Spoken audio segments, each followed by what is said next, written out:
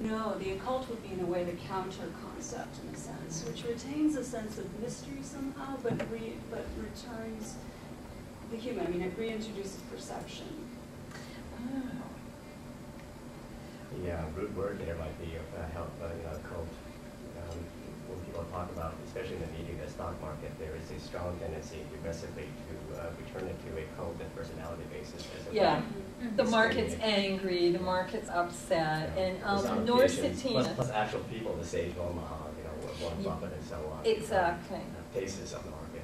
Yeah, faces, exactly, and in having all these emotions that we can talk about.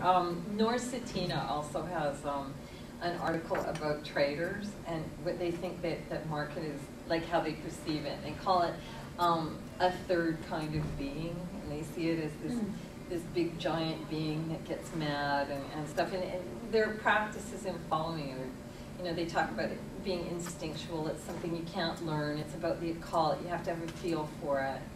But the occult is also something made, right? It's constructed. So that's an important part of it. It can be unfathomable, but it's an imaginary that's been, complexly rendered. Yeah. It's a rival rationality. Yeah. To the market. Yeah, it's an alternative kind of form of knowledge, like the tarot. Yeah. Right? And requires a whole lot of cultural work to sustain it as well. Wow, that's great. Thanks. So I just was wondering, to return to Hagen for a minute, how you see viewers of his work as different from people who, because you said, the idea that they're going there just because of that interest in science, but I think of it was in the Victorian period, they had the they didn't have vivisection, I don't remember anything, but it was the live dissection or the display of dissections and things like that. So how do you see the audiences as different? Do you see, or is the kind of cultural attitude towards futurity that you see something that has continued from that period through now? Now that's an excellent question right there. And my first impulse would be to say that what makes this different is that the crowds that went to see that kind of stuff, the bodies weren't necessarily posed. I think what makes this different is this kind of silliness that he has them in action poses, or just the whole thing about posing them playing cards and so on, to introduce that kind of animation and movement to them would make it slightly different. Plus the whole sort of cultural frame around it, that you have them, a guy with a dead man's hand, literally, that you give it that kind of pimping up, basically, which, in the Victorian period, it would be a cadaver peeled open, yeah? It's self-staging. Pardon me? It's self-staging. Yeah, exactly.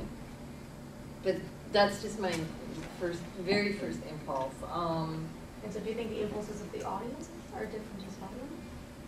Yeah, probably, but definitely the context out of which something like that grows. I mean, financially we're at a much different space than people were in the 19th century, and culturally as well, I mean, obviously.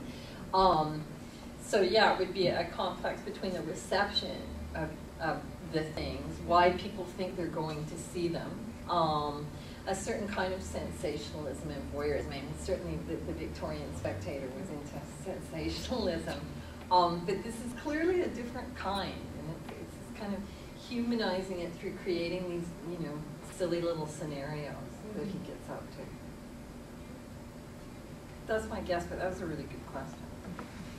I had a question. Do you think, you talked in the beginning about how in late 17th century England, the formation of the bank hides the underbelly of money lending, and the lack of a moral code there. And so in von Hagen's art, what struck me is that in the display of another's dead body in your living room, is it the fact that it will, like Rita's first question alluded to, that it will last forever? Is that what makes it okay? Is that what hides sort of the lack of a moral code of displaying dead flesh in your house, or what? I would what's say, the same? Go ahead. My guess is that it's, well, maybe your point, but that these are anonymous bodies, that you don't have to, it's not like your next door neighbor or something. It's just some random dude that he found. and that sort of whitewashes it. It's the same kind of principle of, you know, I can lend Rita some money and charge her some interest and stuff, or we can have a great big bank that does that, and then it's just this, you know, generalized pool. And it's about the flow of wealth through the body politic. In the same way as if I, you know, get my next door neighbor's body and have it plastinated and show a slice of it in my living room, it's much different than if I just have like some random person that comes out of the large pool of possible human bodies out there. How well known is it though that this is the kind of body snatching? Fairly well known. Yeah, he got busted for it a couple of times. And he's So yeah. everyone going. And he also has a plant located in China strategically between 3 prisons. Yeah, he set it up like right in the, you know, that you've heard of the research triangle. This is the prison body triangle. I think if you Google it, it comes up with the Oh, bodies certainly, and yeah. certainly. It was quite a big scandal. So. What also comes up is, going back to Martina's question, you know, he got in trouble for it, public autopsy when he performed, because they dissociated his theory. Oh yeah, I'd forgotten about that. Recall that. Because it was resurrection. Oh, okay. Going back to an earlier strand of the conversation, the problem of narrating, discoursing about it, putting a face on the stock market. You know, I think that this is part of a very much larger set of issues these days. So much of what we count as reality these days comes down to large, complex systems that we can't see all of. Think about complexity of emergence theory, for example. Think about you know, the thesis of crowdsourcing and swarm or mob activity on the internet. I'm just wondering whether the very notion of risk has been inflected by our experience of these new modern complex systems. So the risk is no longer an encounter with the uncertainty of nature or death. It's also, beyond that, an encounter with uncertainty in how we deal with our relationship with the collective.